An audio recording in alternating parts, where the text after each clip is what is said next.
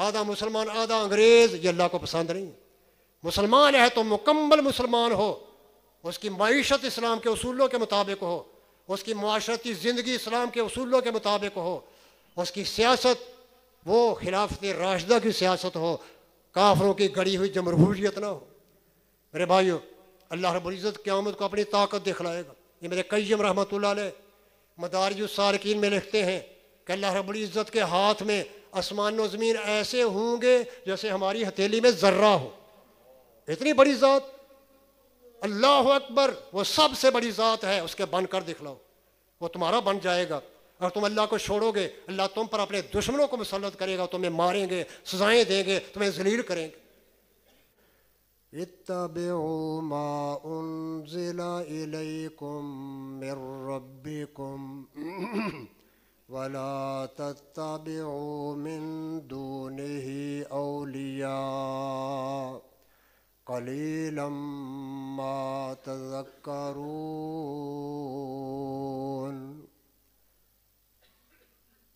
پیروی کرو، اتباع کرو اس وحی، اس دین کی جو تمہاری طرف، تمہارے رب کی طرف سے نازل کیا گیا ہے، اور عرش والے کے علاوہ دوسرے لوگوں کو اپنے حمیتی بنا کر ان کی پیروی نہ کرنا، تم کم ہی نصیحت حاصل کرتے ہو۔ میرے بھائیو، یہ اجتماعات، جمعہ کا اجتماع ہو یا عید کا ہو یا اس کے علاوہ اجتماعات جو ہے وہ ہمیں قیامت کے دن میدان محشر یاد دلاتے ہیں کہ ہم ایک دن ایسا آنے والا ہے کہ قیامت کے دن اللہ رب العزت کے سامنے اربوں خربوں فی زیادہ لوگ میدان محشر میں جمع ہوں گے۔ اس دن ہمیں نجات کی فکر کرنا ہے۔ قیامت کے دن نجات کس چیز پر ہوگی؟ اسلام پر۔ اسلام کے بغیر جو شخص بھی وہاں جائے گا ناکام ہوگا، نقصان اٹھائے گا، گھاٹا پائے گا، خواہ وہ کسی مذہب سے تعلق رکھنے والا ہو۔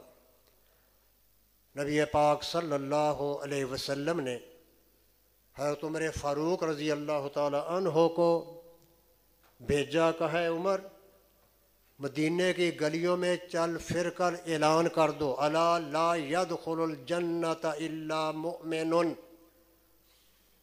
زبان نبوت ہے، زبان وحی ہے، اس نبی پاک کا فرمان ہے جس کو اللہ رب العزت نے اپنے احکامات پہنچانے کے لیے منتخب کیا ہے۔ نبی پاک صلی اللہ علیہ وسلم نے حضرت عمر فاروق سے کہا رضی اللہ عنہ، اے عمر مدینے کی گلیوں میں چل پھر کر اعلان کر دو، الا لا يدخل الجنت الا مؤمن۔ قیامت کے دن پاس وہی ہوگا جو صحیح ایمان کے ساتھ آئے گا، جو صحیح اسلام لے کر آئے گا، وہ نجات پائے گا، اسے جنت کا داخلہ نصیب ہوگا، باقی سب محروم ہو جائیں گے، خواہ یہودی ہو، عیسائی ہو، ہندو ہو، سکھ ہو، کسی مذہب سے تعلق رکھنے والا ہو۔ اسلام کے علاوہ قیامت کے دن نجات نہیں ہے۔ آج کی فرصت میں ہم نے سمجھنا ہے کہ اسلام ہے کیا، جس اسلام کے ہم ماننے والے ہیں، جس کلمے پر ہماری نجات ہونی ہے، اس دین اسلام کا مفہوم کیا ہے، اس کو سمجھنے کی ضرورت ہے۔ میرے بھائیو، اسلام کا مفہوم سمجھ کر اس کے مطابق ہمیں مسلمان بننا چاہیے۔ اسلام کیا ہے؟ اسلام ہے تسلیم کرنا۔ اللہ رب العزت کے احکامات آتے جائیں، آپ تسلیم کرتے جائیں، آپ مسلمان ہیں۔ اور اللہ کا حکم آیا، آپ نے اس کو چھوڑ دیا، اسلام سے باہر ہو گئے۔ یہ اسلام کی تعریف کہ جو اللہ رب العزت نے دیا ہے، احکامات دیے ہیں، ان کو تسلیم کرنا، یہ اسلام ہے۔ یہ کوئی نئی تعریف نہیں ہے، اسلام کی کوئی انوکھی تعریف نہیں ہے، بالکل واضح کہ اللہ کے احکام آتے جائیں، ہم مانتے جائیں، خواہ وہ احکام معیشت سے متعلق ہوں، خواہ وہ احکام معاشرت سے متعلق ہوں یا سیاست سے متعلق ہوں یا معاملات سے متعلق ہوں، عبادات سے متعلق ہوں، اخلاقیات سے متعلق ہوں، اللہ کا حکم آتا جائے، آپ مانتے جائیں تو آپ مسلمان ہیں۔ اگر آپ نے نماز اللہ کی پڑھ لی، باہر جا کر مرضی اپنی کر لی، تو اسلام نہیں ہے۔ میرے بھائیو، پھر اللہ کا حکم ماننا، اللہ کے حکموں کا تسلیم کرتے جانا، یہ ایک دو دن کے لیے نہیں ہے کہ جمعہ پڑھ لیا پھر چھٹی کر لی، بعض عید پڑھ کے ہی چھٹی کر لیتے ہیں، پھر سال بعد نظر آتے ہیں۔ یہ اسلام نہیں ہے۔ اسلام کیا ہے کہ اللہ کے حکموں کو پوری زندگی موت تک نبھانا، یہ اسلام ہے۔ اور پھر ایک دو حکموں کو ماننا اسلام نہیں کہ مسجد میں آیا، نماز پڑھ لی، روزے رکھ لیے، باقی سارے کام اپنی مرضی کے۔ اللہ کے حکموں کو ماننا، پورے کے پورے اسلام کو تسلیم کرنا اور پوری زندگی اسلام کے مطابق گزارنا، یہ ہے اسلام اور یہ ہے ایمان جس پر نجات ہوگی۔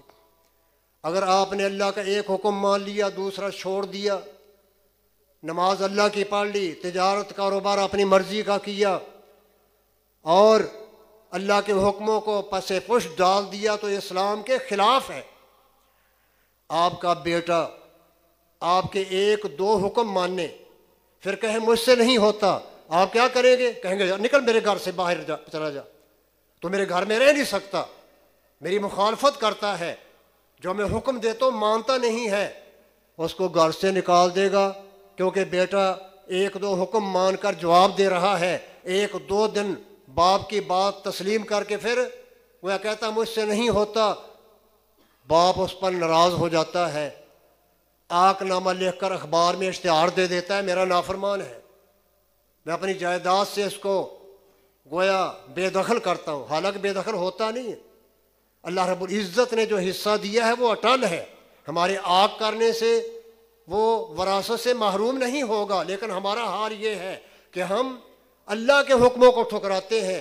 بیٹا اگر ہماری بات نہ مانے تو اس کو گھر سے نکال دیتے ہیں۔ میرے بھائیو، اسلام یہ پوری زندگی کا معاملہ ہے۔ انسان ہوش و حواس سنبھالنے سے لے کر موت تک جب اسلام پر چلتا ہے، پھر اس کا اسلام مکمل ہوتا ہے۔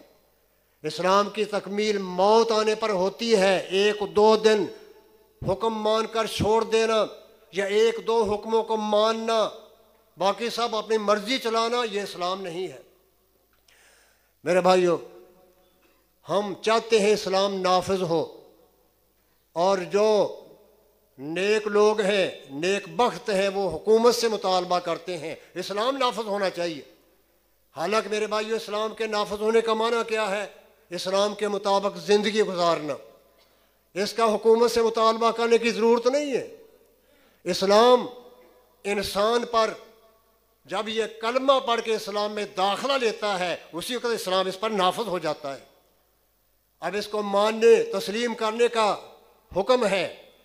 اگر ہم تسلیم نہیں کریں گے تو ہماری خیر نہیں، اور حکومت تسلیم نہیں کرے گی تو اس کی خیر نہیں۔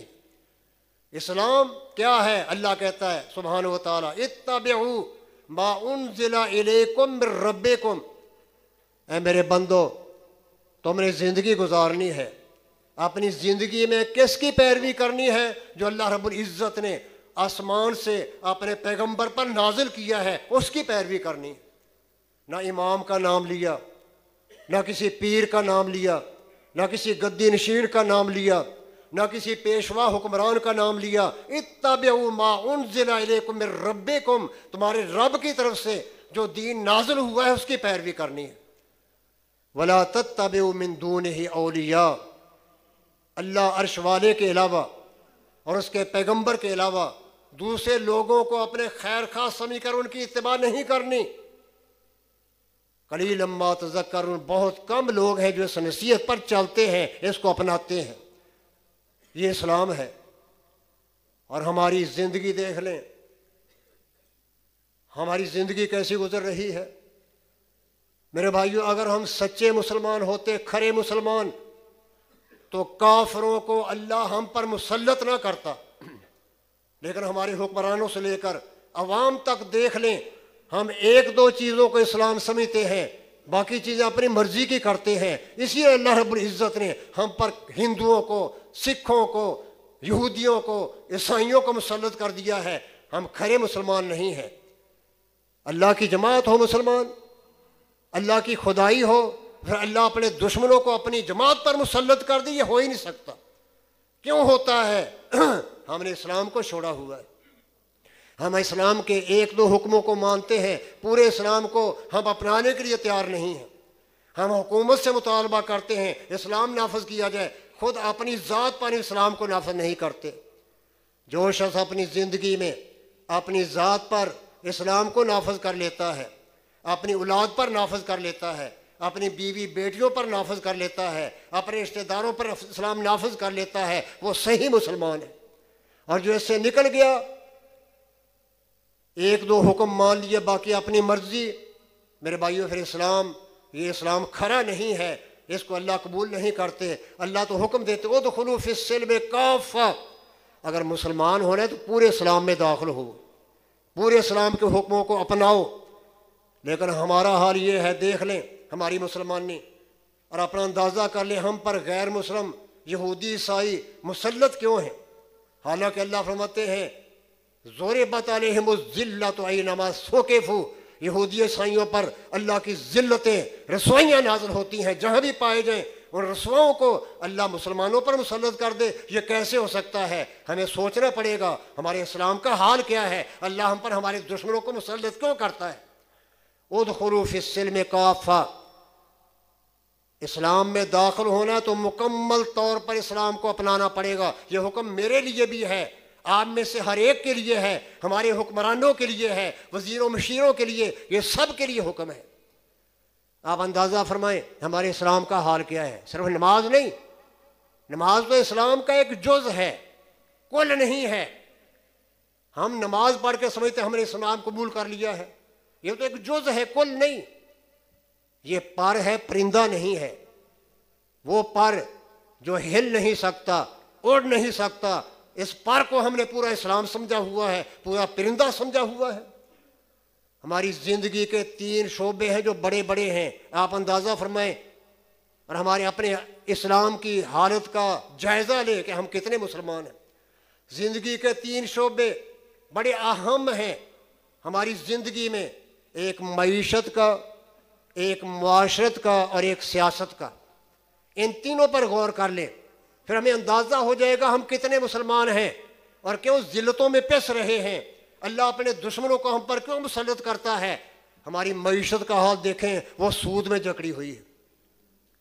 عوام سے لے کر حکمران تک سود کو حرام ہی نہیں سمجھتے، جبکہ اللہ فرماتے ہیں احل اللہ البیع وحرم الربا، جائز کاروبار حلال ہے، سود حرام ہے۔ یہ نہیں کہا کہ مجبوری کی صورت میں سود حرام ہے، کسی غریب پر سود لگانا حرام، یہ نہیں کہا۔ خواہ مجبوری ہو، غیر مجبوری ہو، رب نے کہہ دیا سود حرام ہے، اور ہماری معیشت سود میں جکڑی ہوئی ہے۔ سود میں ہمارے حکمران سودی کاروبار کی حوصلہ افزائی کرتے ہیں۔ یہ ہمارے اسلام کا حال ہے کہ معیشت ہماری اسلام کے مطابق نہیں، سودی کاروبار میں جکڑی ہوئی ہے۔ اور رب نے جب سود کو حرام کر دیا تو میرے لیے بھی حرام، آپ کے لیے بھی حرام، حکومت کے لیے بھی حرام ہے۔ اگر ہم سود کو نہیں چھوڑیں گے تو ہماری خیر نہیں، اگر حکومت نہیں چھوڑے گی تو اس کی خیر نہیں ہے۔ معیشت کا یہ حال ہے۔ اور معاشرت دیکھ لیں، معاشرت، ہمارا بچہ 8-10 جماعتیں پڑھ جائے تو انگریز بننے کی کوشش کرتا ہے، اس کو اسلامی تہذیب ہی پسند نہیں ہے، اسلامی ثقافت ہی پسند نہیں ہے۔ وہ لباس پہنے گا تو انگریز والا، جس میں سارے جسم کی اونچ نیچ نظر آئے، جبکہ لباس پردے کے لیے ہوتا ہے، یہاں پردہ برائے نام ہوتا ہے۔ ہمارے بچے اسکول کالجوں میں پڑھنے والے انگریز بننے کی کوشش کریں گے، یہ حال ہے، مسلمان بننے کی کوشش نہیں کریں گے۔ کھانا پینا انگریز کے طور طریقے، کھڑے ہو کر کھائیں پیئیں گے، بیٹھ کر نہیں، جبکہ نبی پاک صلی اللہ علیہ وسلم، ان سے کہا گیا اللہ کے رسول کیا کھڑے ہو کر پانی پیا جا؟ فرمایا نہیں. نہا رسول اللہ صلی اللہ علیہ وسلم ان یشرب الرجل قائما، نبی پاک صلی اللہ علیہ وسلم نے کھڑے ہو کر پانی پینے سے روکا ہے. صحابی رسول سے پوچھا گیا حضرت انس سے، اے انس کھڑے ہو کر پانی پینا تو جائز نہیں ہے، کھانا جائز ہے؟ فرمایا فل اولا، کھانا کھانا تو بالکل جائز نہیں. کھڑے ہو کر کھانا کھانا کیسے جائز ہو سکتا ہے جبکہ پانی پینا جائز نہیں کھڑے ہو کر؟ ہماری معاشرت انگریز والی، ہمارے پڑھے لکھے سکولوں کالجوں کے طالب علم کھائیں پیئیں گے، آخر میں کچھ برتن میں چھوڑ دیں گے. انگریز کی سنت ہے. بوتل پیئیں گے، آخر میں تھوڑی سی چھوڑ دیں گے. یہ انگریز کی معاشرت ہے، مسلمان کی نہیں. ہمارے پیغمبر نے کہا ہے کھانا کھاؤ پانی پیو تو برتن کو صاف کر دو. صاف کرنے کا حکم ہے، چھوڑنے کا نہیں. ہماری معاشرت انگریز پسند ہے، مسلمان لیکن طور اطوار انگریز کے پسند کرتا ہے، کافر کے پسند کرتا ہے. کافر اللہ کا دوست نہیں ہے. ان اللہ عدو للکافرین، اللہ کافروں کو اپنا دشمن سمجھتا ہے. اور ہم اس کی معاشرت استعمال کریں، اس کا لباس استعمال کریں، کھانے پینے طریقے اس کے استعمال کریں. پھر بھائیو پھر مسلمانی کا حال کیا ہے؟ معیشت سود میں جکڑی ہوئی، معاشرت کافروں کے رنگ میں رنگی ہوئی ہے. اسلام کہاں ہے؟ اور سیاست دیکھ لیں، سیاست جو صحابہ کرام نے کی وہ ہمیں پسند ہی نہیں ہمارے حکمرانوں کو. جمہوریت ہونی چاہیے، ہر ایک کو آزادی حاصل ہو، جو چاہے بکواس کرے، اللہ کے خلاف بولے، نبی کی توہین کرے، اسلام کا مذاق اڑائے، جمہوریت ہونی چاہیے. جمہوریت کیا ہے میرے بھائیو؟ جمہوریت کی تعریف ہی ایسی ہے جس میں اللہ رسول کا نام آتا ہی نہیں ہے. Government of the people, by the people, for the people, نہ اللہ کا نام نہ رسول کا نام. عوام کی حکومت عوام کے ذریعے سے عوام کی مرضی کے مطابق ہوگی. اللہ کہتا ہے میری مرضی چلے گی، اور یہ ہماری جمہوریت کہتی ہے کہ یہ بندے کی مرضی چلے گی. جو انسان قانون بنائیں گے وہ قانون ہوگا. اپنی اسمبلیاں ہیں، قانون اپنے پاس کرتے ہیں اور سمجھتے ہیں ہم مسلمان ہیں. مسلمانوں کا دستور حیات تو 14 صدیاں پہلے نازل ہو چکا ہے. اس کو جاری کرنے کی، اپنانے کی ضرورت ہے، قانون بنانے کی ضرورت نہیں ہے. ہماری سیاست جمہوریت جو انگریز کی گھڑی ہوئی ہے، ابو بکر صدیق رضی اللہ عنہ کی سیاست نہیں ہے، عمر فاروق والی سیاست نہیں ہے جو صفوں پر چٹائیوں پر بیٹھ کر لوگوں کے فیصلے کرتے تھے. عمر فاروق رضی اللہ تعالیٰ عنہ کو کوئی آدمی ملنے آتا ہے ان کے دور خلافت میں اور صحابہ سے پوچھتا ہے تمہارے امیر حکمران سے ملنا ہے، کس ایوان میں، کس اسمبلی میں، کس دفتر میں ملے گا؟ کہا کوئی حرج نہیں ہے، مسجد میں جائیں، جو لوگوں کی امامت کروائے گا مسلمانوں کا امام اور امیر حکمران ہوگا. وہ چٹائیوں پر بیٹھ کر لوگوں کے مسائل سنتا ہے اور وہیں ان کو حل کرتا ہے. یہاں ہمارے نخری ختم نہیں ہوتے، ہماری زیب و آرائش کے سامان ہی ختم نہیں ہوتے. کروڑوں کی تعداد میں اپنے دفتروں پر لگا دیتے اور کام کچھ بھی نہیں ہوتا. صفوں کی چٹائیوں پر بیٹھ کر فیصلے کرنے والے وہ حکومت پر گویا روب کے ساتھ رہتے تھے. عمر فاروق رضی اللہ تعالیٰ عنہ کا دور خلافت ہے. کافر بھی ان کا نام سن کر تھر تھر کانپا کرتے تھے چٹائیوں پر بیٹھنے والوں سے. حق تھا ان کے پاس، حق برائے نام اسلام نہیں تھا جیسے ہمارے ہاں ہمارے حکمران. نماز، وہ نماز کو اسلام سمجھتے ہیں، حالانکہ اللہ کے پیغمبر صلی اللہ علیہ وسلم امام و مسئول و رعیت ہی، جو مسلمانوں کا حکمران ہوتا ہے وہ سارے عوام کا جواب دہ ہے. اس نے اسلام کو چلانا ہے، وہ مسلمانوں کا خادم بن کر زندگی گزارتا ہے، حاکم بن کر نہیں. ہمارے اداروں میں اللہ رسول کا نظام چلانا، نظام پڑھانا، کتاب و سنت کی تعلیم دینا، آپ اس کو اپنا کر تو دیکھیں کیسے جرائم ختم ہوتے ہیں. ہمارے اداروں میں، گورنمنٹ کے اداروں میں، اسکولوں کالجوں میں، یونیورسٹیوں میں قرآن کو پڑھایا جائے، نبی پاک کی سنت سکھائی جائے، دیکھو جرائم کیسے ختم ہوتے ہیں. تم جرائم ختم کر سکتے ہو اسلام چھوڑ کر؟ میرے بھائیوں میں بتانا چاہتا ہوں کہ ہمارا اسلام کا حال کیا ہے. 3 شعبے جو بڑے اہم ہیں زندگی میں وہی اسلامی نہیں ہیں. نہ معیشت اسلامی ہے، نہ معاشرت اسلامی ہے، نہ سیاست اسلامی ہے، اور ہم مسلمان بنے پھرتے ہیں صرف نماز پڑھ کر، تسبیح پھیر کر. میرے بھائیوں اسلام ہم سے بڑے ذمہ داری کا مطالبہ کرتا ہے. ہم اسلام کو سمجھیں. اسلام کیا ہے؟ اللہ کا حکم آتا جائے، آپ مانتے جائیں، نبی پاک کی پیروی میں زندگی گزاریں، کیونکہ نبی جو کہتا ہے وہ اللہ کا حکم ہوتا ہے. وما ينطق عن الهوى ان هو الا وحی یوحی. یہ ایک ہی ہستی ہے جس کو یہ اتھارٹی حاصل ہے کہ وہ اللہ کی وحی سے بولتا ہے، اپنی مرضی سے نہیں بولتا.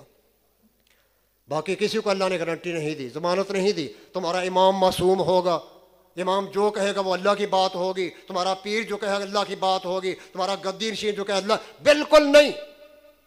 ان هو الا وحی یوحی. وحی کی زبان سے بولنا یہ پیغمبر اسلام کا گویا اصول ہے، آپ کی خاصیت ہے. یہ آپ کو اتھارٹی حاصل ہے، کسی اور کو نہیں. حضرت عبداللہ بن عمرو بن عاص رضی اللہ عنہ اللہ کے پیغمبر کی مجلس میں بیٹھتے، جو کوئی سنتے لکھتے جاتے. اللہ کے پیغمبر زبان نبوت سے جو فرماتے وہ لکھتے جاتے. جب وہ الگ ہوئے ساتھیوں نے کہا عبداللہ ہر بات اللہ کے پیغمبر کی لکھ لیتا ہے. نبی پاک کبھی ناراضگی میں ہوتے ہیں، کبھی گویا خوشی میں ہوتے ہیں، کبھی رضا میں ہوتے ہیں. ناراضگی میں آپ سے کوئی غلط بات بھی نکل سکتی ہے تو ہر بات کیوں لکھتا ہے؟ لکھنا چھوڑ دیا. اللہ کے پیغمبر کو پتہ چلا، عبداللہ بن عمر نے لکھنا چھوڑ دیا. کہا عبداللہ کیا وجہ ہے؟ کہا اللہ کے رسول ساتھی کہتے ہیں کہ اللہ کے پیغمبر بعض دفعہ ناراض ہوتے ہیں، آپ کی زبان سے بات جو ہے وہ ایسی بھی نکل سکتی جو لکھنے کے قابل نہ ہو، اس لیے میں نے چھوڑ دیا. کہا عبداللہ سن لے، والذی نفسی بیدہ لا یخرج من ھذا الا حق. قسم عرش والے رب کی اس زبان نبوت سے حق ہی نکلتا ہے، خواہ نبی ناراضگی کی حالت میں ہو یا رضا کی حالت میں ہو. زبان نبوت سے بھی کبھی غلط بات نکل ہی نہیں سکتی. یہ ہے ہستی جس کی اتباع کے ہم پابند ہیں. اور ہمارے فرقے کیوں ہیں، مذہب کیوں ہیں؟ ہمارے پڑھے لکھے لوگ تو دیکھتے ہیں مولوی لولا لنگڑا اسلام پیش کرتا ہے، نماز تسبیح پھیرنا، ذکر اذکار کرنا، سبحان اللہ الحمدللہ، بس وہ کہتے ہیں یہ لولا لنگڑا اسلام ہے. اس میں تو اسلام میں کوئی معیشت کے اصول نہیں ہے، معاشرت کے نہیں ہے، سیاست نہیں ہے. وہ اسلام کو چھوڑ کر سیکولر بن جاتا ہے، کمیونسٹ بن جاتا ہے، سوشلسٹ بن جاتا ہے. کہتے ہیں اس اسلام سے یہ بے دینی ہی بہتر ہے. پڑھے لکھوں کا یہ حال ہے. اور جو دوسرے لوگ ہیں ان کو دیکھ لیں، کوئی حنفی بن گیا، کوئی وہابی بن گیا، کوئی شافعی بن گیا، کوئی جعفری یہ اسلام کی تعلیم ہے؟ فرقے بنانا. میرے بھائیوں ناراض نہ ہوں، یہ باتیں انشاءاللہ قیامت کے دن آپ کو یاد آئیں گی کہ واقعی صحیح ہے. نجات نبی پاک کی پیروی پر ہے، امتیوں کی پیروی پر اسلام نہیں ہے. اسلام کیا ہے؟ اللہ کے پیغمبر کی اتباع کا نام ہے، امتیوں کی پیروی کا نام اسلام نہیں ہے. اور یہ ہوتا تو اللہ حکم دے دیتے. میرے بھائیوں آج کل کا مولوی لولا لنگڑا اسلام پیش کرتا ہے، وہ اسلام کو مکمل صورت میں پیش نہیں کر سکتا، اس لیے لوگ اسلام سے باغی ہو رہے ہیں. اور ہمارے مسلمانوں کا حال یہ ہے، ہفتے بعد جمعہ آتا ہے، دکان بند کرنے کے لیے تیار نہیں، کاروبار چھوڑنے کے لیے تیار نہیں. اللہ حکم دے رہا ہے یا ایھا الذین آمنوا اذا نودی للصلاۃ من یوم الجمعۃ فاسعوا الی ذکر اللہ وذروا البیع. اے ایمان والو، عرش والا رب عرش سے حکم دے رہا ہے قرآن کریم میں. اے مسلمان کہلانے والو، اللہ رسول کی محبت کا دعویٰ کرنے والو، کلمہ پڑھنے والو، جب جمعے کے دن جمعے کی اذان ہو جائے اپنے کاروبار چھوڑ دو، تجارت چھوڑ دو، دکانیں بند کر دو، اسمبلی چھوڑ دو، دفاتر بند کر دو، ہر کام چھوڑ کر فاسعوا الی ذکر اللہ، اللہ کا قرآن سننے کے لیے دوڑو، جلدی کرو.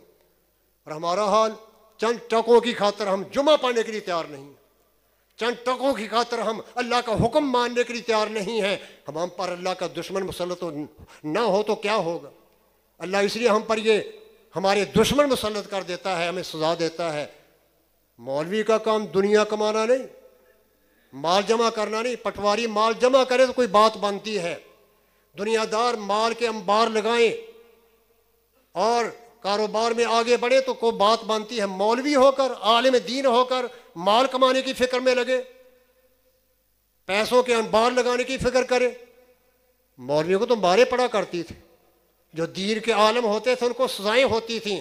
امام مالک رحمۃ اللہ علیہ اپنے وقت کے امام تھے، امام دین سمجھانے والے ہیں، پیروی اللہ کے پیغمبر کی ہی ہوگی. امام مالک رحمۃ اللہ علیہ کے دور میں مسئلہ اٹھاؤ کہ زبردستی کی طلاق ہو سکتی ہے یا نہیں. سارے مولوی حکومت کی ہاں میں ہاں ملا دیتے ہیں کہ زبردستی کی طلاق ہو سکتی ہے. آج بھی ایک مذہب ہے جس کا یہ اصول ہے کہ زبردستی طلاق لی جائے تو ہو جائے گی، یہ موجود ہے. امام مالک نے کہا نہیں، طلاق المکرہ غیر جائز، کسی خامد کو ڈرا دھمکا کر اسلحے کے زور سے اگر طلاق لی جائے گی تو طلاق واقع نہیں ہوگی. وہ زبان سے طلاق کہہ بھی دے تو اس کی بیوی ہی رہے گی، اس سے جدا نہیں ہوگی. طلاق المکرہ غیر جائز، زبردستی کی طلاق جو لی جائے واقع نہیں ہوتی. یہ فتویٰ انہوں نے دیا، اور حکومت وقت کے خلاف یہ فتویٰ تھا. منصور کی حکومت تھی، وہ زبردستی بیعت لیا کرتے تھے لوگوں سے. کہتے ہمارے ہاتھ پر بیعت کرو، جو ہم کہیں تمہیں ماننا پڑے گا، ہماری مخالفت نہیں کر سکتے، ہمارے اصول قانون کے مطابق چلنا پڑے گا. امام مالک رحمۃ اللہ نے جب کہا زبردستی کی طلاق نہیں ہوتی تو انہوں نے سمجھ لیا پھر زبردستی کی بیعت بھی لوگ نہیں کریں گے، بیعت کر کے پھر توڑ دیں گے، ہماری مخالفت کریں گے. امام مالک کو گرفتار کر لیا گیا. کہا مالک اپنا فتویٰ واپس لو، ہماری حکومت پر زد پڑتی ہے تمہارے فتوے سے. تم کہتے ہو زبردستی کی طلاق نہیں ہوتی، ہم تو زبردستی لوگوں سے بیعت لیتے ہیں، ان سے اپنی اطاعت کرواتے ہیں، ہماری بیعت لوگ نہیں نبھائیں گے، توڑ دیں گے. امام مالک نے کہا نہیں، ایتونی بکتاب اللہ اور بسنت رسول اللہ، اللہ کا قرآن لاؤ، نبی پاک کا فرمان لاؤ، سر جھکانے کے لیے تیار ہوں. اگر تم ڈنڈے کے زور سے مجھے فتویٰ لیتے ہو تو مالک کبھی بھی تمہارے فتوے میں ہاں میں ہاں نہیں ملائے گا، سین نہیں کرے گا. امام مالک رحمۃ اللہ نے دیکھا کہ زبردستی کی طلاق سنت کے خلاف ہے، اسلام کے خلاف ہے، اس کے خلاف اٹھ کھڑے ہوئے. باقی سب مولوی ہاں میں ہاں ملا دیتے ہیں، زبردستی کی طلاق ہو جاتی ہے. امام مالک ڈٹ جاتے ہیں، نہیں ہوتی، کتاب و سنت سے ثابت کرو تو میں مان لوں گا، اگر ڈنڈے کے زور سے منواؤ گے تو مالک ماننے کے لیے تیار نہیں. امام مالک رحمۃ اللہ علیہ اپنے وقت کے عالم، بہت بڑے عالم، وہ عالم جو مدینہ منورہ میں رہ کر اللہ کے پیغمبر کی حدیث پڑھایا کرتے تھے، ان کو گرفتار کیا گیا اور بیڑیوں میں جکڑ دیا گیا، منہ پر سیاہی مال دی گئی، گدھے پر سوار کیا گیا. حکومت وقت امام مالک کو گدھے پر سوار کر کے شہر کی گلیوں میں گھماتی ہے تاکہ یہ اپنی ذلت رسوائی کو دیکھ کر فتویٰ واپس لے لے. امام مالک رحمۃ اللہ علیہ اس حالت میں جب کہ گدھے پر سوار کیے گئے حکومت وقت کی طرف سے اور الٹے منہ سوار کر کے مدینے کی گلیوں میں ذلیل کرنے کے لیے گھمایا جاتا ہے، فرماتے ہیں من عرفنی فقد عرفنی ومن لم یعرفنی فانا ابن انس. لوگوں جو مجھے جانتا ہے جانتا ہے، جو نہیں جانتا اب جان لے، میں انس کا بیٹا مالک ہوں. میرا قصور یہ ہے، میرا جرم یہ ہے، میں کتاب و سنت کے خلاف حکومت اور گورنر کی بات پر سین نہیں کرتا، ان کی ہاں میں ہاں نہیں ملاتا. کوئی پرواہ نہیں کی ذلت کی، کوئی پرواہ نہیں کی رسوائی کی، کوئی پرواہ نہیں کی جکڑنے کی، قید و بند کی صعوبتیں برداشت کرنے کی. حق کو واضح کرتے ہیں، حق کا اعلان کرتے ہیں، شہر کی گلیوں میں گھمایا جاتا ہے اور وہ حق بیان کرتے ہیں. حق یہ ہے کہ زبردستی کی طلاق واقع نہیں ہوتی، نہ زبردستی کی بیعت لی جا سکتی.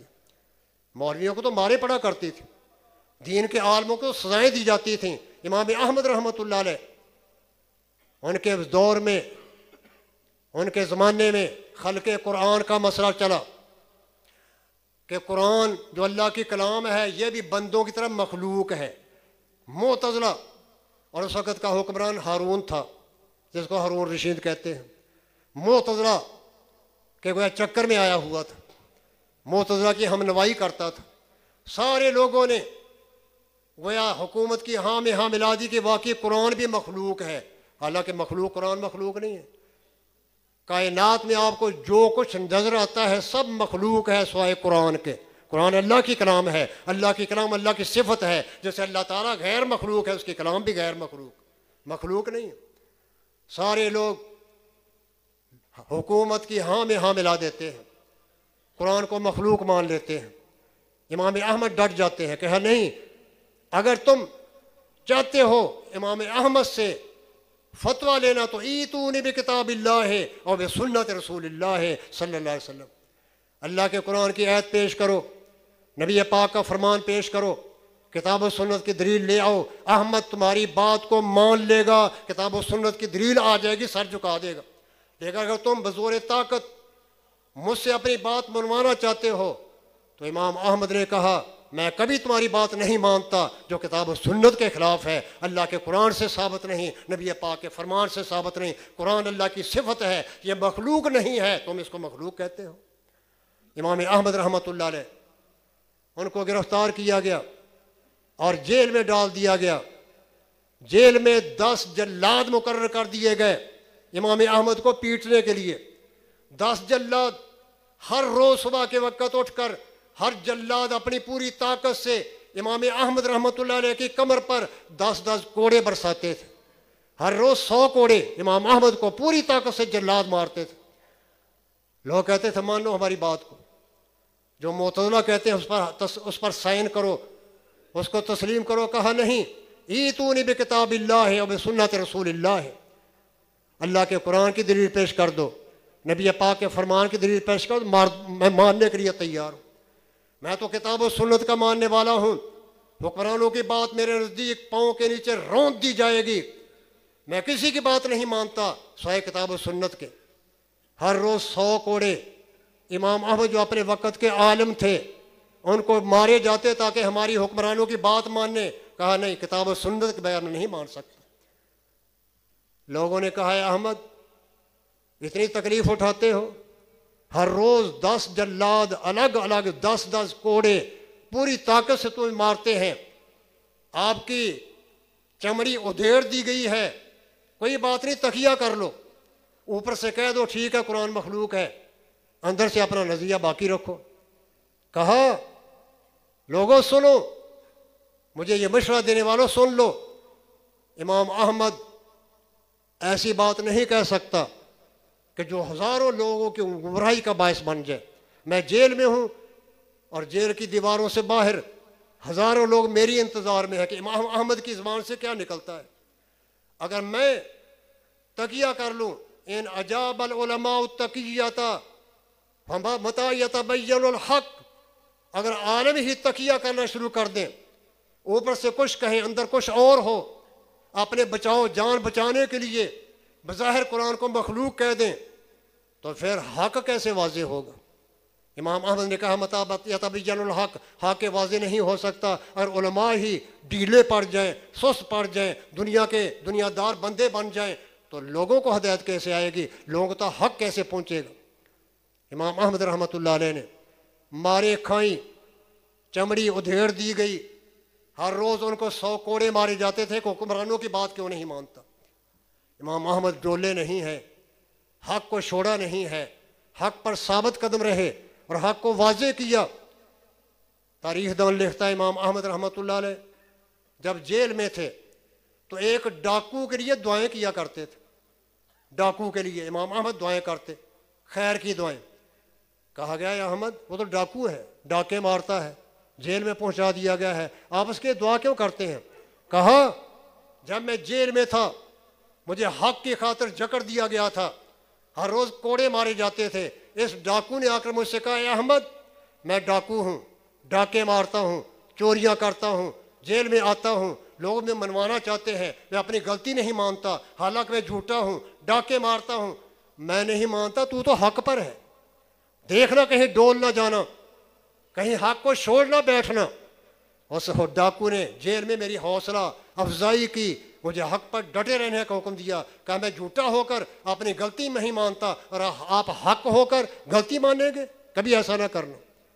امام احمد رحمۃ اللہ علیہ انہوں نے اپنے دور میں اسلام کی خاطر، ایمان کی خاطر، قرآن کی خاطر اتنی سزائیں اٹھائیں، تکلیفیں برداشت کی، ہماری طرح نہیں تھوڑی سی تکلیف آ جائے تو گھبرا جاتے ہیں۔ اللہ رب العزت کے ہاں وہی پاس نجات پاتا ہے جو دین پر ثابت قدم رہتا ہے۔ الذین قالوا ربنا اللہ ثم استقاموا، جو اللہ کو اپنا رب مان کر پھر ڈٹ جاتے ہیں، رب کا در نہیں چھوڑتے، مصیبتیں آئیں اللہ کے در پر ہی جھکتے ہیں، قبروں مزاروں پر نہیں جھکتے، وہ کچھ دے ہی نہیں سکتے، دعوے کی بات ہے، قبر والے سے ایک مٹی کا ذرہ لے کر دکھلاؤ۔ رب کائنات نے تمہیں سب کچھ دیا ہے، جان دی ہے، جوانی دی ہے، زندگی دی ہے، آنکھیں دی ہیں، سننے والے کان دیے ہیں، چلنے والے پاؤں دیے ہیں، ہاتھ پاؤں عطا کیے ہیں، کھانے پینے کی نعمتیں وہ پیدا کرتا ہے، ہم پیدا نہیں کرتے، اولادیں وہ دیتا ہے، تمہارے گھروں کو وہ آباد کرتا ہے، سب کچھ اس کی طرف سے، اور تم اٹھاتے ہو دیگ اور قبر پر جا کر چڑھاتے ہو۔ یہ ایمان ہے؟ تمہارا عقیدہ اس قدر کمزور ہے کہ اللہ کو چھوڑ کر غیروں کی طرف جاتے ہو۔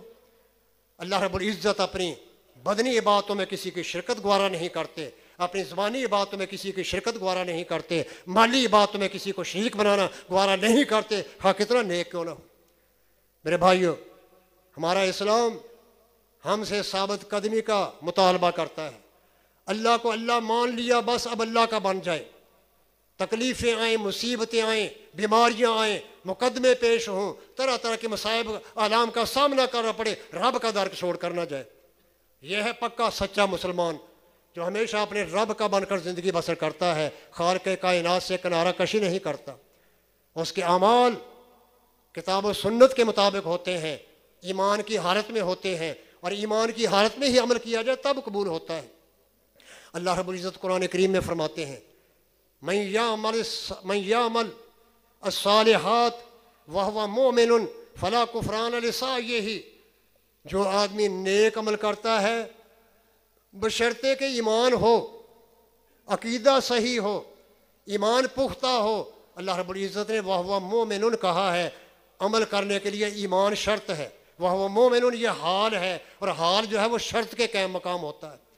جو شخص نیک عمل کرے گا بشرطے کہ ایمان والا ہو، اس کے عملوں کی قدر کی جائے گی، بے قدری نہیں ہوگی۔ اللہ رب العزت اس کے عملوں کا اجر بڑھا چڑھا کر دیں گے۔ یہ نہیں کہ ایک نیکی کے تو ایک ہی جزا ملے، اللہ رب العزت کم از کم 10 گنا دیتے ہیں۔ زمیندار زمین میں بیج ڈالتا ہے، ایک سیر بیج ڈالتا ہے، اس کو پتہ ہوتا ہے کہ منوں کے حساب سے غلہ گھر لاؤں گا، اور ایک سیر ڈال کر ایک سیر ہی ملتا ہو، وہ کبھی کاشتکاری نہیں کرے گا، زمین میں بیج نہیں ڈالے گا کہ ایک سیر ڈالنا ہے، ایک سیر ہی حاصل ہونا ہے، زمیندارے کا فائدہ کیا؟ وہ ایک سیر بیج پھیلاتا ہے زمین میں تو منوں کے حساب سے غلہ گھر لاتا ہے۔ اللہ رب العزت بھی ایمان کی حالت میں، سچے کھرے عقیدے کی صورت میں کیے ہوئے عمل جو ہے ان کو بڑھاتے رہتے ہیں، 10 گنا سے 700 گنا تک پہنچا دیتے ہیں۔ وَيُضَاعِفُ لِمَن يَشَاءُ، اللہ اس سے بھی بڑھا دیتے ہیں، 700 گنا کو 1400 گنا بنا دیتے ہیں، اس سے بڑھا چڑھا دیتے ہیں، اِلَىٰ أَضْعَافٍ كَثِيرَةٍ۔ انسان دنیا میں صدقہ کرتا ہے، لیکن صدقہ وہ قبول ہوگا جو صحیح عقیدہ، صحیح ایمان کی صورت میں کیا جائے گا۔ اگر شرک کرتا ہے تو مشرک اللہ عمل قبول ہی نہیں کرتا۔ اللہ نے تو اپنے نبی کو کہہ دیا ہے، اے نبی سن لے، یہاں کسی کا لحاظ نہیں ہے، لَإِنْ أَشْرَكْتَ لَيَحْبَطَنَّ عَمَلُكَ وَلَا تَكُونَنَّ مِنَ الْخَاسِرِينَ۔ اے نبی یاد رکھ، اگر تو نے بھی شرک کیا بالفرض، حالانکہ نبی شرک نہیں کرتا، وہ تو شرک کے مٹانے کے لیے آتا ہے، اللہ کی توحید کو قائم کرتا ہے، اس کی دعوت ہی سب سے پہلے توحید سے شروع ہوتی ہے، شرک کے خاتمے سے ہوتی ہے۔ لیکن اللہ نے نبی کو کہہ کر ہمیں سمجھایا، ہمیں مسلمان کہلانے والے مردوں عورتوں کو، کہ یہاں تو نبی کو اللہ نے کہہ دیا، نبی اگر تو نے شرک کیا تیرے عمل بھی ضائع کر دوں گا اور تو خسارہ پانے والوں سے ہو جائے۔ اللہ جس کو چاہے حکم دے دے، جس کو چاہے گویا تنبیہ کر دے۔ اللہ کے سامنے سب ہیچ ہیں، نبی، ولی، علی، سب اللہ کے سامنے معمولی ہیں۔ اللہ کی ذات سب سے بڑی ہے، سب سے اعلیٰ ہے۔ قیامت کا دن ہوگا، اللہ رب العزت اپنی کبریائی بڑائی بیان کریں گے، دکھلائیں گے لوگوں کو۔ حدیث پاک میں آتا ہے، بخاری شریف میں، اللہ کے پیغمبر صلی اللہ علیہ وسلم نے فرمایا، قیامت کا دن ہوگا، اللہ رب العزت آسمانوں کو ایک ہاتھ میں پکڑ لے گا، زمینوں کو دوسرے ہاتھ میں تھام لے گا، اور فرمائے گا کہ کون ہے بادشاہ جو دنیا میں اپنی حکومت چلاتے تھے؟ میں ہوں بادشاہ، اور جو بادشاہ ہوتا ہے اس کا قانون مانا جاتا ہے۔ اللہ شہنشاہ ہے، بادشاہ ہے، مالک الناس ہے، لوگوں کا بادشاہ وہ ہے، جو بادشاہ ہو اس کا قانون تسلیم کیا جاتا ہے۔ اگر ہم اللہ کو بادشاہ مانتے ہیں تو قانون بھی اس کا ماننا پڑے گا۔ ہمارے حکمران اگر اللہ کو بادشاہ مانتے ہیں تو اللہ کے قانونوں کو لائیں، قانونوں کو نافذ کریں۔ مسجدوں میں نماز اور عدالت میں انگریز کا قانون، آدھا تیتر آدھا بٹیر، آدھا مسلمان آدھا انگریز، یہ اللہ کو پسند نہیں۔ مسلمان ہے تو مکمل مسلمان ہو، اس کی معیشت اسلام کے اصولوں کے مطابق ہو، اس کی معاشرتی زندگی اسلام کے اصولوں کے مطابق ہو، اس کی سیاست وہ خلافت راشدہ کی سیاست ہو، کافروں کی گڑی ہوئی جمہوریت نہ ہو۔ میرے بھائیو، اللہ رب العزت قیامت کو اپنی طاقت دکھلائے گا۔ یہ میرے قیم رحمۃ اللہ علیہ مدارج السالکین میں لکھتے ہیں کہ اللہ رب العزت کے ہاتھ میں آسمان و زمین ایسے ہوں گے جیسے ہماری ہتھیلی میں ذرہ ہو۔ اتنی بڑی ذات، اللہ اکبر، وہ سب سے بڑی ذات ہے، اس کے بن کر دکھلاؤ، وہ تمہارا بن جائے گا۔ اور تم اللہ کو چھوڑو گے، اللہ تم پر اپنے دشمنوں کو مسلط کرے گا، تمہیں ماریں گے، سزائیں دیں گے، تمہیں ذلیل کریں گے۔ جب اسلام کا بول بالا تھا، اسلام کا چرچا تھا، اسلام کے اصول چلتے تھے، اسلام کے قانون کے مطابق عدالتی فیصلے ہوتے تھے، تو عمر فاروق کے دور میں کیا ہوتا تھا؟ بڑے بڑے کیسر و کسرا تھر تھر کانپا کرتے تھے۔ عمر فاروق رضی اللہ تعالیٰ نے لشکر بھیجا اور سعد بن ابی وقاص رضی اللہ عنہ کو اس کا کمانڈر بنایا۔ وہ لشکر لے کر جاتے ہیں اور فارسیوں کا کمانڈر ان کا جرنیل پوچھتا ہے، اے سعد، تمہارا مقصد کیا ہے؟ تم کہیں یہاں جہاد کے لیے آتے ہو، کہیں وہاں جہاد کے لیے جاتے ہو، تمہارا کام ہی جہاد ہے، کیا تم ملک پر قبضہ کرنا چاہتے ہو، حکومت لینا چاہتے ہو؟ کہا نہیں، نرید ان نخرج العباد من عبادت العباد الی خالق العباد، ہم چاہتے ہیں بندوں کو بندوں کی غلامی سے آزاد کر کے اللہ کے در پر چکا دیں، اللہ کے غلام بنا دیں، اللہ کے سامنے رکوع سجدے کرنے والے بنا دیں۔ ہمارا کام تو روئے زمین پر اللہ کی عبادت کو قائم کرنا ہے، بندوں کی عبادت کو خیر باد کہنا ہے۔ عمر فاروق رضی اللہ تعالیٰ نے حضرت سعد کو بھیجا فارسیوں کے حکمران کے پاس۔ فارسیوں کے حکمران نے سنا تھا کہ مسلمان اللہ کے علاوہ کسی کے سامنے سر نہیں جھکاتے، یہ مسلمان ہے، اور ہم کسی ڈیری کو دیتے تو وہاں رکوع سجود کر دیتے ہیں، یہ اسلام ہے۔ قبروں پر جا کر سجدے کرتے ہیں، وہ پیشانی جو رب نے پیدا کی ہے وہ غیر اللہ کے سامنے جھکتی ہے، یہ اسلام نہیں ہے۔ رستم نے سنا تھا کہ مسلمان اللہ کے علاوہ کسی کے سامنے سر نہیں جھکاتے، اس نے کیا کیا؟ اپنی گویا دفتر میں اپنی کرسی کے ارد گرد زنجیر باندھ دی، سنگڑ باندھ دیا، کہا جا مسلمانوں کا قاصد آئے گا وہ یہاں جھک کر میرے سامنے پیش ہوگا، اس زنجیر سے جھک کر آئے گا، اور ہم مسلمانوں کو غیر کے سامنے جھکانا چاہتے ہیں۔ حضرت سعد گئے، گھوڑے پر سوار، ننگی پیٹھ گھوڑے کی، ہاتھ میں نیزہ ہے اور تلوار حمائل کی ہوئی ہے گلے میں، جاتے ہیں اور ان کے قلینوں پر اپنا نیزہ ٹیکتے ہوئے جا رہے ہیں۔ حکمرانوں نے کہا نیزہ تو اٹھاؤ، قلین خراب ہو رہا ہے، کہا ایسے ہی جاؤں گا۔ ایک مسلمان سارے کافروں پر بھاری ہوتا ہے جب وہ حق پر ہو، کتاب و سنت کا ماننے والا ہو، غیر اللہ کا تصور ہی نہ ہو، اللہ کے سامنے سر جھکانے والا ہو۔ گئے، دیکھا زنجیر بندھی ہوئی ہے، یہ تو ان کی نیت خراب ہے، مجھے جھکانا چاہتے ہیں، ماری تلوار، کاٹ کے زنجیر پرے رکھ دی، سینہ تان کر اس کے سامنے گئے۔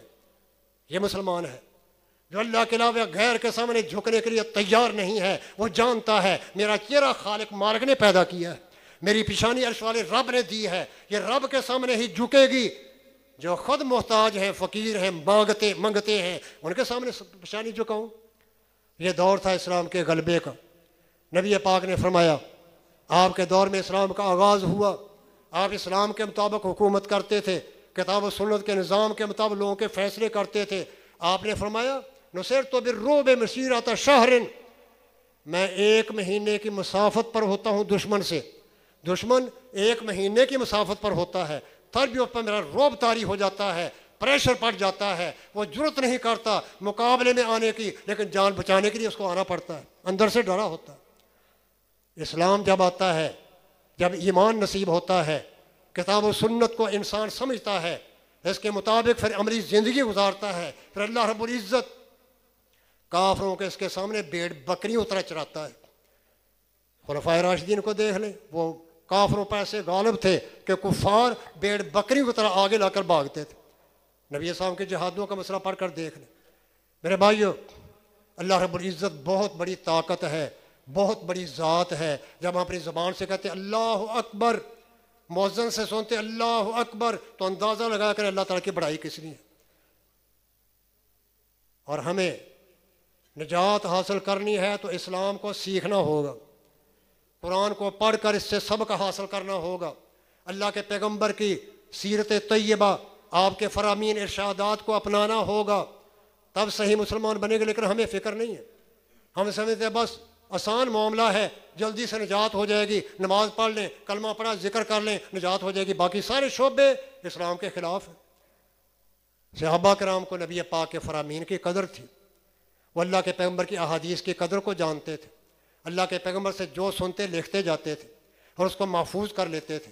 صحابہ کرام کے بارے میں آتا ہے اللہ کے پیغمبر سے قرآن سیکھتے، قرآن کی تفسیر پڑھتے، جب تک ایک آیت کو پوری طرح نہ سیکھ لیتے اور اس پر پوری طرح عمل پیرا نہ ہو جاتے آگے نہیں بڑھتے تھے۔ ان کی زندگی عملی زندگی تھی، جو پڑھتے تھے اس کو زیر عمل بھی لاتے تھے۔ صحابہ کرام کو اللہ کے پیغمبر کے ارشادات کی قدر تھی۔ میرے بھائیوں، ہم کس چیز کے مکلف ہیں؟ یاد رکھ لیں، ہم کسی امتی کے مکلف نہیں ہیں، ہم صرف اور صرف مکلف ہیں تو اللہ کی ذات کے مکلف ہیں، نبی پاک کے فرمان کے مکلف ہیں، اس کے علاوہ کسی کی تکلیف نہیں دی گئی۔ باقی سب پابند ہیں، اور اللہ کی بات نبی پاک سے ملتی ہے۔ اللہ کے پیغمبر صلی اللہ علیہ وسلم جو کہتے ہیں، جو کرتے ہیں، وہ وحی کے رنگ میں کرتے ہیں، وحی سے ہٹ کر نہیں کرتے۔ یہ اتھارٹی آپ کو حاصل ہے، کسی امتی کو نہیں، تو سمجھ جائیں ہماری نجات نبی پاک کی پیروی میں ہے، امتیوں کی پیروی میں نہیں ہے۔ سب چھوڑ دیں، اللہ رسول کے ماننے والے بن جائیں، کوئی ضرورت نہیں ہے فرقوں میں تقسیم ہونے کی۔ اللہ کے قرآن کی قدر کریں، نبی پاک کے فرمان کی قدر کریں۔ جن کو قدر تھی وہ سو گئے مدینے میں، قبروں میں سو گئے۔ حضرت جابر بن عبداللہ رضی اللہ عنہ، بخاری شریف میں آتا ہے کتاب التوحید میں، حضرت جابر رضی اللہ مدینے میں تھے۔ دیکھیں اللہ کے پیغمبر کے فرامین کی اہمیت کیا ہے، قدر کیا ہے۔ انہوں نے سنا کہ شام کے علاقے میں ایک صحابی ہیں عبداللہ بن انیس رضی اللہ عنہ، انہوں نے ایک حدیث سنی ہے اللہ کے پیغمبر سے جو میں نے آپ سے نہیں سنی، جابر کہتے ہیں۔ لہٰذا وہ اللہ کے پیغمبر کی ایک حدیث آدھی سطر کی ہے، تقریباً آدھی سطر کی یا ایک سطر سمجھ لیں۔ وہ لینے کے لیے اونٹ خریدتے ہیں، اس پر کجاوا ڈالتے ہیں، سفر شروع کرتے ہیں، کئی دنوں کا سفر کر کے، مشقتیں اٹھا کر، رات دن کا سفر کر کے شام دوسرے ملک میں پہنچتے ہیں۔ دوسرے ملک میں جا کر حضرت عبداللہ بن انیس کے گھر میں خادم سے کہتے ہیں جاؤ گھر میں خبر دو عبداللہ بن انیس رضی اللہ عنہ کو، جابر آئے ہیں۔ جا کر خبر دی، عبداللہ بن انیس نے کہا جاؤ پوچھیں جابر بن عبداللہ ہے یا کوئی اور جابر ہے؟ پوچھا، کہا جابر بن عبداللہ ہوں رضی اللہ عنہ۔ دوڑے دوڑے آئے، حضرت جابر کو سینے سے لگا لیا، الیک سلیک ہوئی، کہا کیسے آنا ہوا؟ کہا آنے کا مقصد صرف یہ ہے، کوئی دنیا نہیں، دنیا کا لالچ نہیں، دنیا کے منافع نہیں، دنیا کا مال نہیں۔ میں نے مدینے میں ہوتے ہوئے سنا کہ آپ کے پاس ایک حدیث ہے، حدیث اللہ کے پیغمبر کا فرمان جو آپ نے نبی صلی اللہ علیہ وسلم سے سنا ہے، میں نہیں سن سکا، وہ آپ سے سننے کے لیے آیا، آپ مجھے حدیث سنا دیں۔ کہا سناتا ہوں، سمیت النبی صلی اللہ، دیکھیں مختصر حدیث، اور صحابہ کو قدر تھی، اللہ کے نبی کی قدر جاننے والے دنیا سے چلے گئے۔ ہم مسلمان ہیں، ہم اللہ کے پیغمبر کی حدیثوں کو سننے کے لیے تیار نہیں ہوتے۔ کہا میں یہ حدیث سنی اللہ کے پیغمبر سے، صحابی کہتے ہیں، شام کے علاقے میں، دوسرے ملک میں، سمیت النبی صلی اللہ علیہ وسلم، میں نے نبی پاک صلی اللہ علیہ وسلم سے سنا، یحشر اللہ العباد، اللہ رب العزت قیامت کے دن ساری کائنات کو میدان محشر میں جمع کرے گا، فَيُنَادِيهِمْ بِصَوْتٍ، اللہ رب العزت اپنی آواز کے ساتھ لوگوں کو بلائیں گے، آواز دیں گے، پکاریں گے، یسمعُهُ مَنْ بَعُدَ کما یسمعُهُ مَنْ قَرُبَ، اللہ کی آواز کو جیسے قریب والے سنیں گے، دور دراز والے بھی ویسے ہی سنیں گے۔ ہمیں تو اسپیکر لگانے پڑتے ہیں نا دوسروں تک آواز پہنچانے کے لیے۔ اللہ رب العزت کی آواز، اللہ کی کلام آخر تک سنائی دے گی برابر، یعنی کہ قریب والے زیادہ سنیں اور دور والے کم سنیں، اب اللہ کی آواز مدھم نہیں ہوگی۔ یسمعُهُ مَنْ بَعُدَ کما یسمعُ مَنْ قَرُبَ، اللہ رب العزت لوگوں کو بلا کر کیا کہیں گے؟ انا المالک وانا الدیان، میں ہوں بادشاہ، کہاں ہے دنیا میں بادشاہی چمکانے والے، اور میں آج تمہارے عملوں کی جزا دینے لگا ہوں۔ اندازہ فرمائیں میرے بھائیو، ہم عمل میں کتنے کوتاہ ہیں۔ کتنے سست ہیں. قیامت کے عملوں کی جزا ملنی ہے. اللہ رب العزت جس نے نیکی کی ہوگی اس کو بڑھا چڑھا کر دیں گے، جس نے بدی کی ہوگی وہ جرائم کی وجہ سے جہنم رسید ہو جائے گا. انا المالک انا الدیان، اللہ فرمایا کہ میں ہوں بادشاہ. حقیقت اللہ ہی بادشاہ ہے. اور ہم سمجھیں تو بادشاہ کے قانونوں کو اپنائیں. جو بادشاہ ہوتا ہے لوگ اس کے قانون اپناتے ہیں. حقیقی بادشاہ تو اللہ تعالیٰ ہے مسلمانوں کے. ہم لہٰذا اگر ہم ہمارے حکمران اللہ کو بادشاہ مانتے ہیں تو ان کی ذمہ داری ہے کہ اپنی اسمبلیوں میں قانون پاس نہ کریں، اپنی مجلس میں اہل علم کو رکھیں، کتاب و سنت کے مطابق فیصلے کریں، اہل علم سے مشورہ لیتے رہیں کہ اس مسئلے کا حل قرآن میں کیا ہے، نبی پاک کے فرمان میں کیا ہے. یہ ایک لمبا موضوع ہے کہ خیر القرون میں کتاب و سنت ہی نافذ تھا، تیسری کوئی چیز نہیں تھی. ہم بھی اگر چاہتے ہیں کہ قیامت کے نجات پا جائیں، اللہ کے عذابوں سے چھوٹ جائیں، جنت کا داخلہ نصیب ہو جائے، تو کم از کم اپنی حد تک حکمرانوں کو چھوڑیں، غیروں کو چھوڑیں. ہم جو یہاں جمع ہیں ہمارا فرض بنتا ہے کہ ہم حق کو سمجھیں. حق وہ ہے جو اللہ کی طرف سے نازل ہوا ہے. ما انزل اللہ فہو الحق، جو اللہ نے اتارا ہے وہ حق ہے. قرآن کہتا ہے اتبعوا ما انزل الیکم من ربکم ولا تتبعوا من دونہ اولیاء. قرآن کریم میں اللہ فرماتے ہیں میرے بندو تم نے اس چیز کی پیروی کرنی ہے جو میں نے اپنے نبی پر اتاری. وہ قرآن ہے، نبی پاک کا فرمان ہے. خالق کائنات ہمیں اسلام کو سمجھنے کی، اس پر مطابق عملی زندگی گزارنے کی توفیق دے. ہمیں جس میں کو فکر ہوگی قیامت کی نجات کی، وہ اپنے آپ کو بدلنے کی کوشش کرے گا، ورنہ ہماری روٹین جو چل رہی ہے وہ چل رہی ہے، یہ ہمارے لیے نقصان دہ ہے. وآخر دعوانا ان الحمد للہ.